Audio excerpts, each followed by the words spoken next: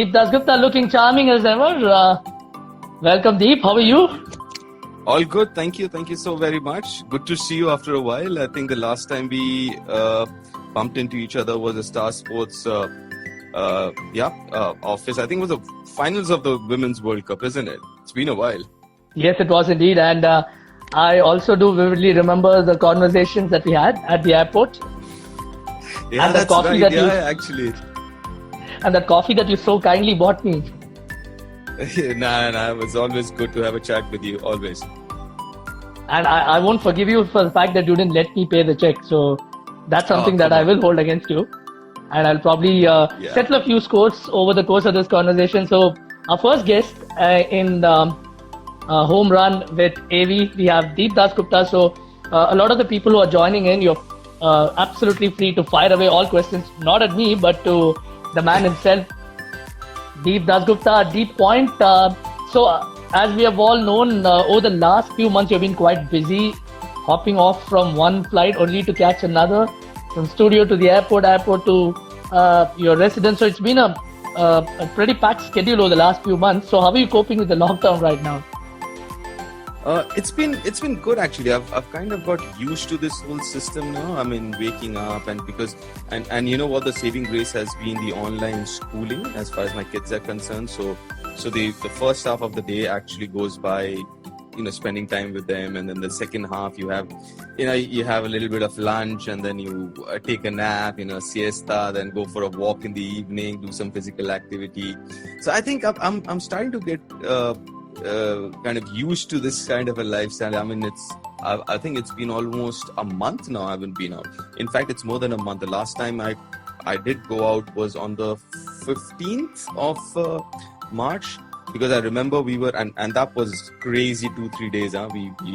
We went to Dharamshala, the flight got cancelled, blah, blah, blah. Then from Dharamshala to Lucknow, and then the whole series got cancelled. Came back home on the 14th, and I think 15th morning I went out, and that was it. I mean, I think I've just been out twice to get groceries since. So, yeah, I mean, I've kind of got used to this whole thing. And you tell me what's happening with you. I mean, it's been, I mean, you're also someone who's on the move all the time. Oh yeah, it was a little tough. Like with everyone else, I've been struggling to grapple with this new routine. But I've actually found time to grow my mustache and my beard. It usually takes a really long time, and you eventually do try and resist the temptation to shave that off. So that's something that I've done. But otherwise, nothing too productive, in fact. But it's been good to, in fact, just chill, just sit back and read the book, take in some leisure time and just catch up on all the web series that you've actually missed out on. Get Raghav has this question for you on the other facet of your life that's dominated your post-cricketing career. He wants to know who's your favorite commentator and what's the homework for your commentary sessions like? Favorite, it's very difficult. I think everyone out there, everyone that I've worked with, I haven't worked with anyone that I can say, I did not enjoy, because everyone brings something different to the table. They have their own flavors and what they bring, and that's the reason they're there. It's not that anyone who's played the game is out there doing commentary, and you know that as well, Arun. I mean, everyone brings something unique. That's the reason they're there. That's the reason they're hired.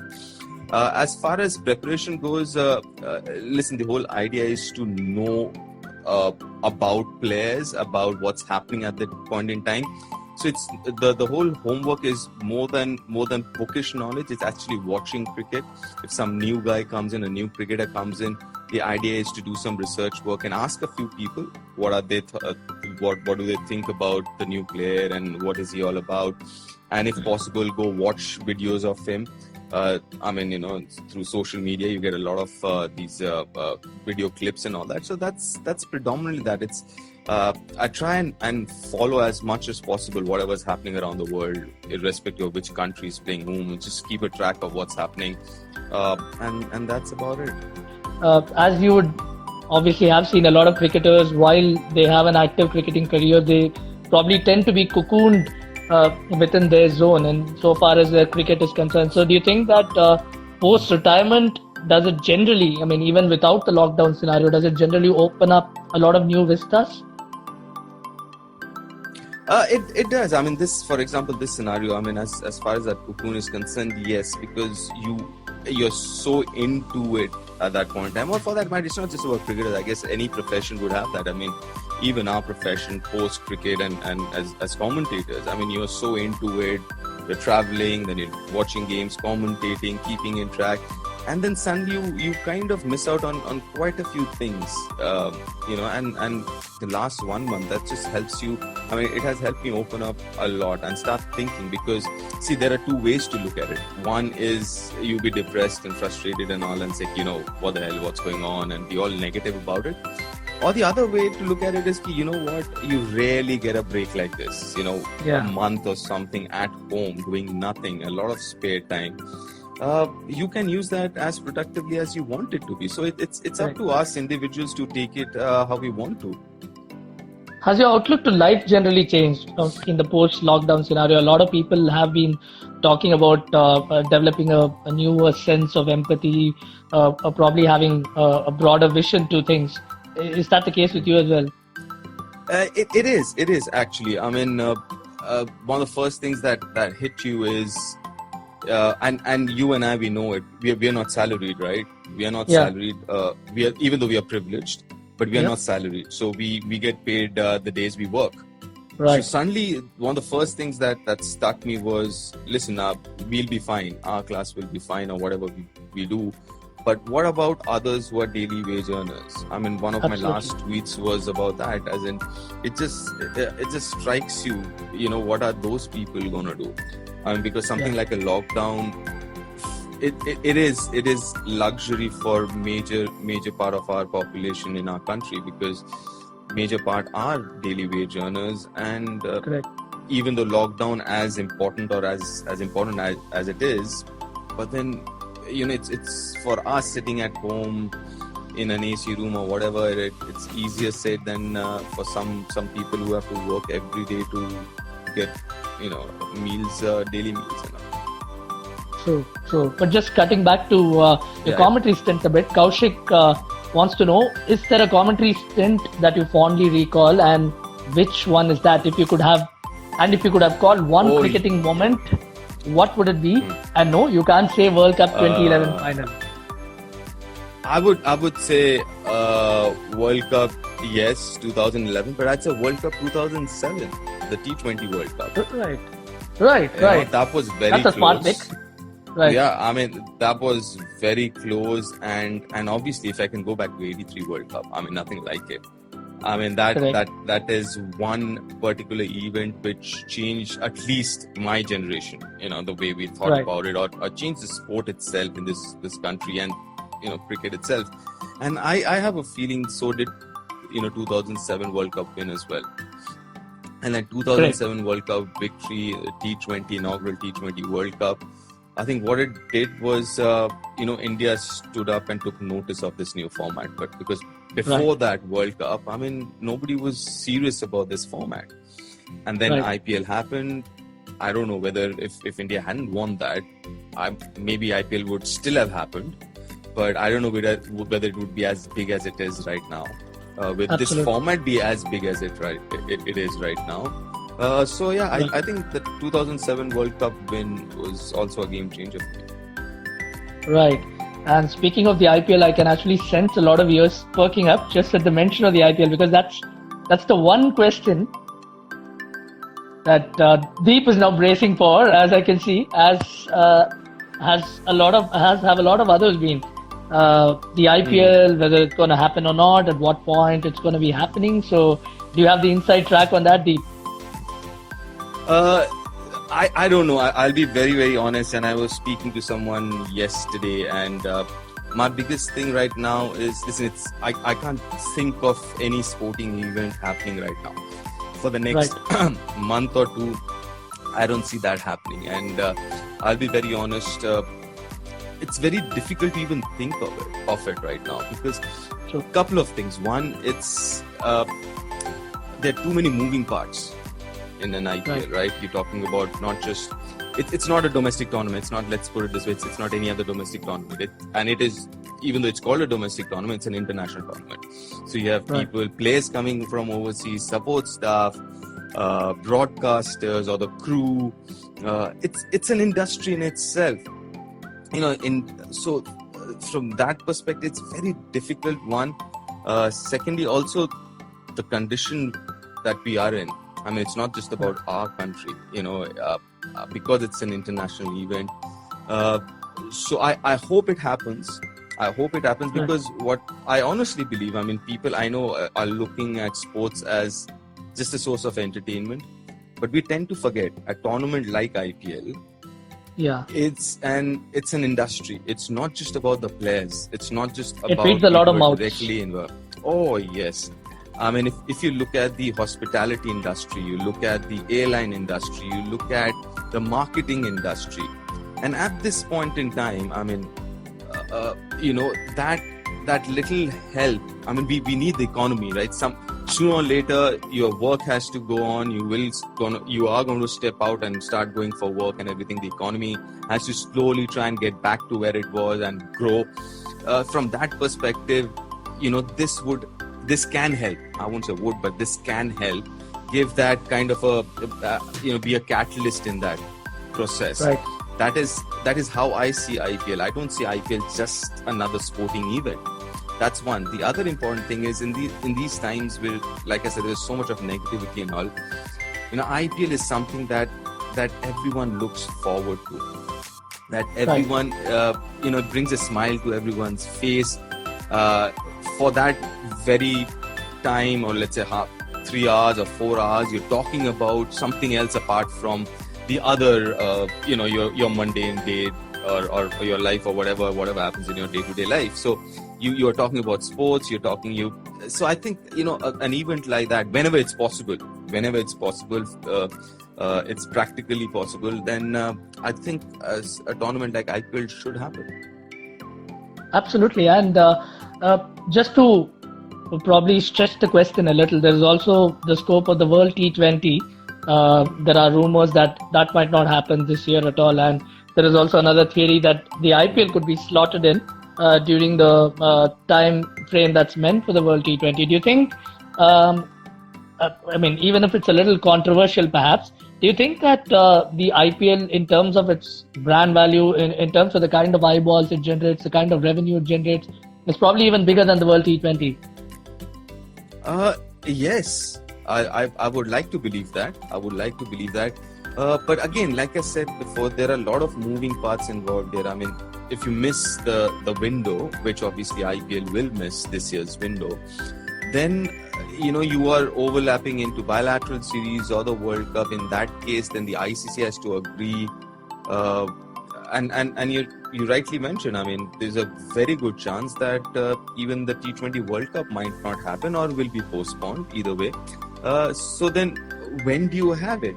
Do you have it in June, July, but then again monsoon, and it's like proper monsoon that point in time?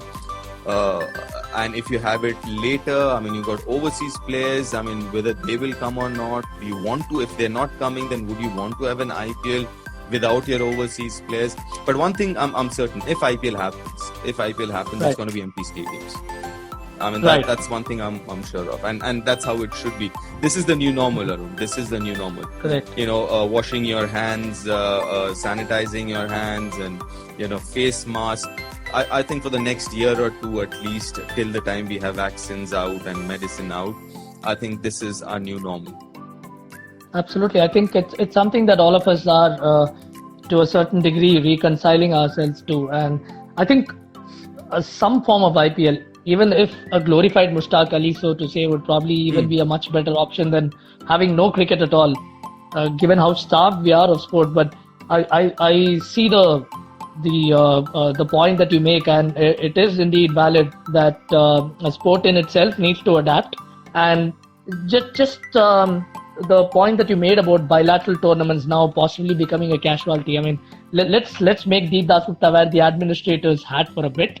Let's assume that you're the ICC chairman for a day, a La Nayak of sorts. How would you just rejig the whole FTP situation that's coming about? A lot of boards have now expressed concerns about how schedules are going to be met. A lot of these bilateral tours are probably going to be casualty. How are you going to work around the whole situation? Listen, it's going to be difficult. It's going to be extremely difficult because you've got, again, too many people involved in this, right? Your FTP with your World Championship, World Test Championship, and everything else. I mean, earlier on, you could have got rid of a few bilateral series, test series, and got some time out of those cancellations and all that. But now with the World Test Series, you can't cancel even test series, bilateral series as well. So from that perspective, it's very, very tricky right now. I think what needs to happen is sooner or later, I mean, these administrators from different cricketing boards needs to sit together, get their heads together, and find a way out. Because everyone has their own issues. Let's not forget there is a Asia Cup also, Right. supposed to happen in September, if I'm not wrong, August, September. Yes. The host is PCB there. That was supposed to happen in the Middle East. So once you start talking about IPL, one of the things can come up is why not Asia Cup then? Correct. So I think at this point in time it's difficult to even think about what's going to happen because first things first is we need to kind of control this whole situation right now, not just in our country but across the world, across the globe, because one of the hardest hit countries is a cricket playing nation. It's a superpower, which is England, right? Correct. So and there's a lot of cricket that England was going to play from here on. I mean, we were supposed to play a series. India was supposed to play a series here in India versus England. There was a Sri Lanka series, which was obviously got cancelled, was supposed to happen now, if I'm not wrong. Just before the IPL. Well, just before the English the team, IPL, right? Yeah, So the thing is, it's very, very difficult. But my point is, as soon as it seems to be under control, this whole situation, I think there has to be a consensus in terms of how to go forward with the FTP, because you don't want to scrap the World Test Championship. You don't want to, ideally scrap even the World Cup, this year's T20 World Cup, maybe postpone it, and try and figure out a way where everyone has to give some, right? It's not possible to have the same number of games, the same number of series as scheduled. So somewhere someone has to give, and chances are everyone has to give a little bit. And prioritize and come up with a plan. Yeah, as an extension to what we have been discussing, Kaushik has a question on whether 50-over cricket, especially bilaterals, would probably suffer the most as ICC tries to accommodate the World Test Championship as well as the T20s. Do you think 50-over cricket is again going to be endangered that bit more? That's a very, very valid point. I think that Kaushik makes there. It's a very valid point because you have a T20 World Cup this year scheduled. You have a scheduled T20 World Cup next year. You have the World Test Championship next year. The next big mega event is 2023 as far as 50 overs is concerned. So you still have time for a big mega event in that format. So yeah, I guess that's a very, very valid point and a very valid way to look at this situation right now and say, you know what, our priority is Test Championship and T20. 50 overs can temporarily take a backseat. Right. And just going back to the players' side of things a little, a lot of people who are probably outside the whole periphery of the Indian cricket ecosystem, one of the things that they usually wonder about is how these players would probably manage to keep themselves in fine shape. Maybe that side of things is probably answered by the amount of home workout videos that we see on Instagram. But just mentally, just psychologically, for players who are used to, who probably travel at least 50 times more than either of us do on an everyday basis, how do you think psychologically they're coping with things like this? And the issue of mental health has also cropped up in cricket thanks to people like Glenn Maxwell and Virat Kohli being a lot more vocal about it. So how do you think players are coping with it as a former player yourself? It's a difficult one, but it's something that, again, as a sports person, you get disappointed, right? You get disappointed when things don't go your way. But as sports people, you bounce back and you start thinking, try and look at the brighter side of things and say, you know what, let's try and use this time for something else. How I see it is, yes, it's mentally very challenging. It can be very challenging because you're so used to it, but it also is a positive in a certain way, where suddenly, because now as a cricketer you are traveling, you're playing every second, third day, either you're traveling or you're playing or you're practicing. Suddenly this month away from sport can increase your hunger to play the sport again. That can increase a few more years of your career. I think I'm going back to the mental health aspect of a cricketer per se, because it's been a bit of a taboo, at least as far as Asian countries goes. I've always wondered how players from countries like England have always been a lot more vocal about grappling with mental health issues, whereas the Asian cricketers have been a little more circumspect about issues like depression. Thankfully, that's changing. So, do you think mandatory psychological counseling and just talking to counselors should be made compulsory by the BCCI, or a program of that sort be introduced? I think first thing we have to do is the taboo that you mentioned that we have in the society. I mean, you talk about depression or you talk about something like that, and suddenly it's held against you. They're like, oh, you're not mentally strong enough. You can't, if you can't manage your demons inside your head, you're not mentally strong enough to be at this level. So it is held against you, and that's something which has to be addressed at the level of the society. I mean, it's not something which plagues only sports people. That's rampant in our society, but nobody wants to talk about it. I think from that perspective, and sports is a reflection of the society that we live in. So I guess if we can get rid of that taboo in our day-to-day lives, and then automatically, and again, I'm so glad people like Virat Kohli are talking about it, because that actually helps to get rid of that taboo.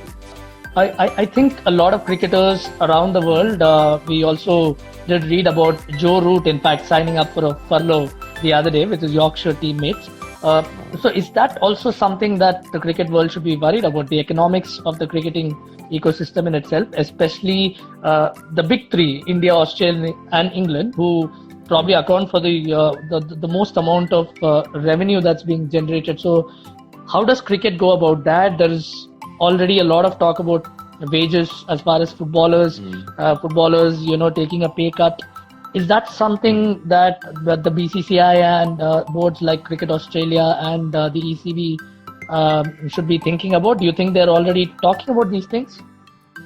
They obviously are 100%, because again, I was talking to someone yesterday and I was told that a lot of layoffs been happening with Cricket Australia, because their financial year ends on 30th of June or 31st of July, something like that. Right. So there'll be a lot of layoffs there. They've already been told. So this is on unexpected lines. This is what was supposed to happen after something like this. But yeah, I'm sure all these major associations or boards will be talking about it, maybe planning things out, and see, it's the effect will be indirect, right? For example, a company which had 100 rupees as their marketing budget on cricket, that 100 rupees will come down to 50 rupees or 60 rupees. So the whole impact will be indirect, right? And that's where you've got to take it. That's going to happen. But the idea is how this economy comes back into where it was maybe a couple of months ago. It's going to take a little bit of time, but it's something that we'll have to face. So would you rather have a watered down IPL, which is a bit of a glorified Mushtaq Ali, in the next 2-3 months, if given the option, or would you just stick your neck out and wait for things to clear up a little bit more and probably hedge your bets on the World T20 not happening, and so as to ensure that there is foreign player participation? Which of these two courses would you pick? I know it's an impossible situation, but if you were given a choice, how would you go about it? I would wait. I would actually wait, because I think we've done a fabulous job as a country of kind of controlling this situation. So far, so good. Yes, the number of positive counts are going up, but the rate at which it's going up, I think, touch wood, we've done really well. And I think the next 2-3 weeks will be very important, not just for us, because I was reading somewhere that the situation has peaked in UK. It is also peaking in USA and Europe as such.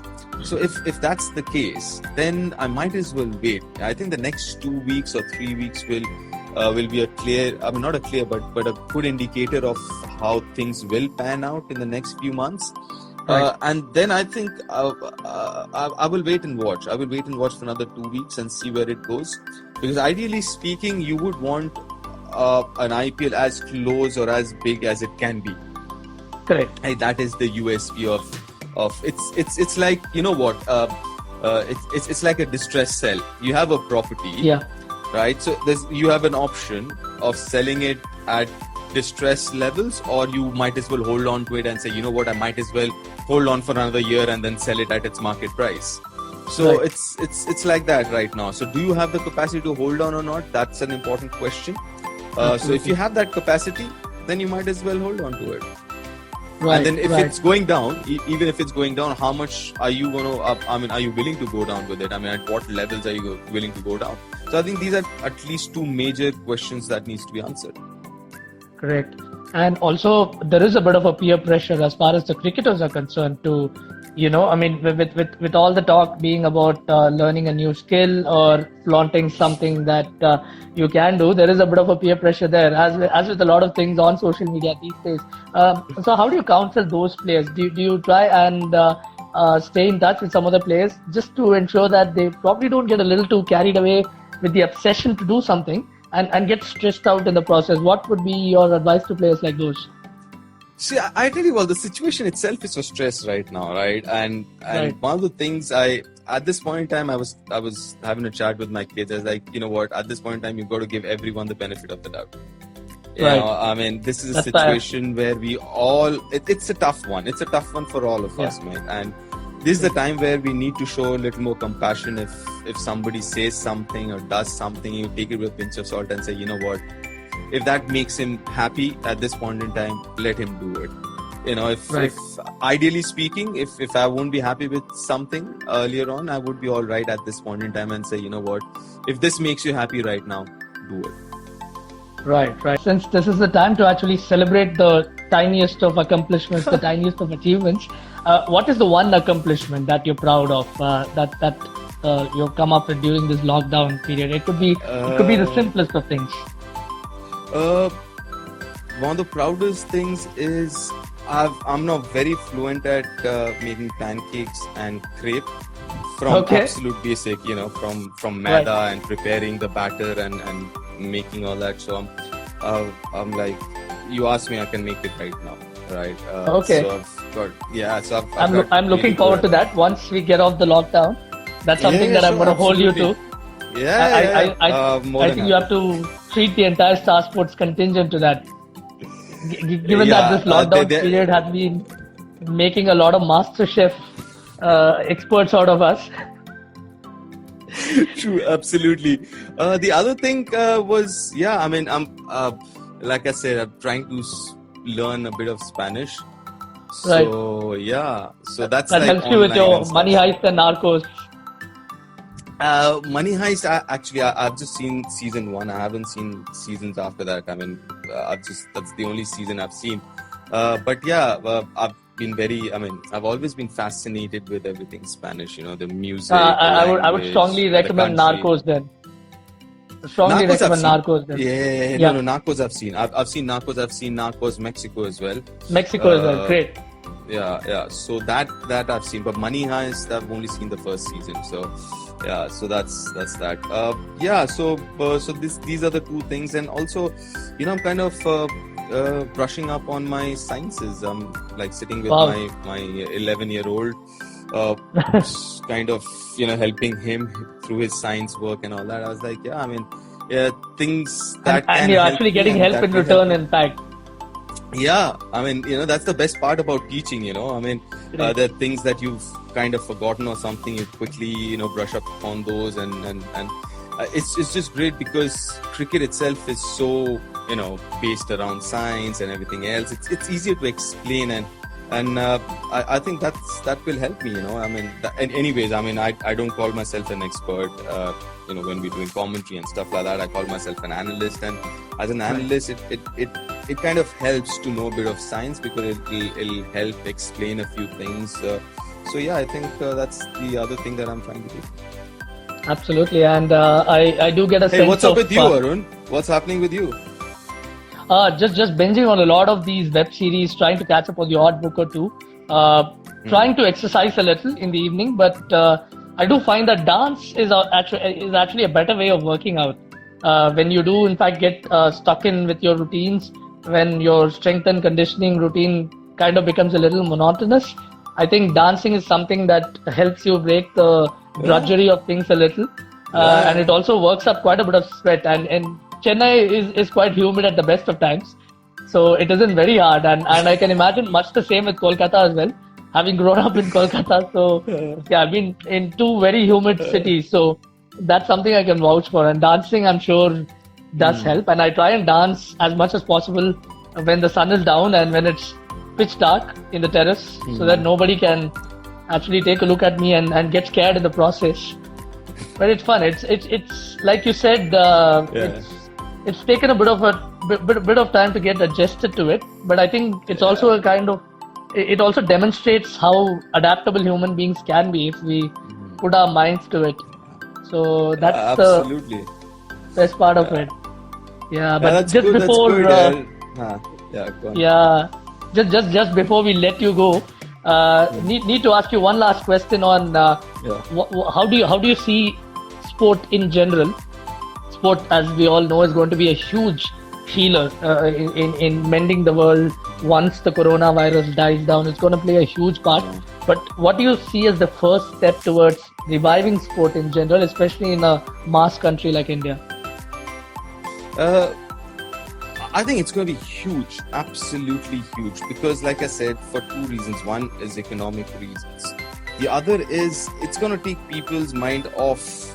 I mean, listen, life is not going to be the same again, right? What it was 2 months ago, it's not going to be the same again. Let's be honest, at least not in the near future. So I think sports, these two different levels, one is the economic level, the other is sheer entertainment or happiness that sport gives you. The good thing about IPL is, as far as India is concerned, India wins every day, respective Mumbai Indian wins or KKR wins or whatever. India wins every day, right? So, everyone's happy. Even if you're a KKR fan and MI wins and KKR loses or whatever, you still are happy because, you're a Rohit fan also, and Rohit gets 100. So it's a win-win for everyone's everyone. Happy. Yeah, it's a win-win for everyone. So I think sports from that perspective, it's not just about cricket. I believe Bayern Munich has already scheduled their training sessions, and it's going to start from mid-May, if I'm not wrong. So I think things like that will help in a long way to heal the whole situation right now and get people back to some sense of normalcy. What you really need, or I think we all need right now, is some sense of normalcy. And I think sports plays a huge role in that. Yeah, the IPL is something that all of us look forward to. It's that time of the year that we all look forward to. But like you very rightly put, this is the new normal, and it's something that we're all coming to terms with. And hopefully, we bump into each other at the Star Sports studio sooner than later. That's something that I'm looking forward to. And hopefully, things get all right real soon. And the very best to your family, Deepda. It's been great talking to you as always.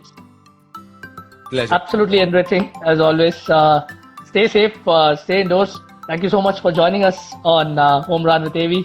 Looking forward to seeing you really soon, Deepta. Take care then. Same, yeah. You too. Thanks. Bye. Bye-bye.